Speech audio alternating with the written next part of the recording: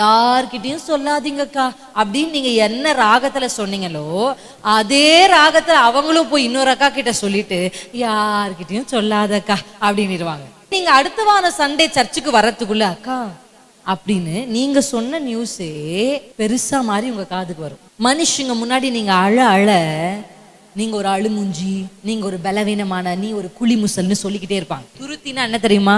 துருத்தின்றது ஒரு அனிமல் ஸ்கின்னால செய்யப்பட்ட பாட்டில் கிடையாது, பிளாஸ்டிக் பாட்டில் மாதிரி கிடையாது, ஒரு பை. அது அந்த நாட்கள் எல்லாம் அந்த துருத்தில தான் தண்ணி எடுத்துட்டு போவாங்க. ஏன்னா இந்த வறண்ட இடங்களை கிராஸ் பண்ணும்போது சாதாரண கிளாஸ்ல பிளாஸ்டிக் எல்லாம் தண்ணி இருந்தா என்ன ஆகும்? எவாபரேட் ஆயிடும். ஆனா இந்த துருத்தில தண்ணி இருந்தா அது எவாபரேட் ஆகவே ஆகாது, அது ஆவி ஆகவே ஆகாது, அப்படியே இருக்கும். அதனாலதான் கர்த்தருடைய வேதம் சொல்லுகிறது, உங்க கண்ணீரை கர்த்தர் துருத்தில சேர்த்து வைக்கிறார். அதை சேர்த்து வைத்து உங்களுக்கு பலம் தருவார். ஆனா உங்க பலவீனத்தை மனுஷருக்கு முன்பாக காண்பிக்காம உங்க பலவீனத்தை தேவ கண்மலைக்குள்ள போய், அப்பா நான் பலவீனமானவள்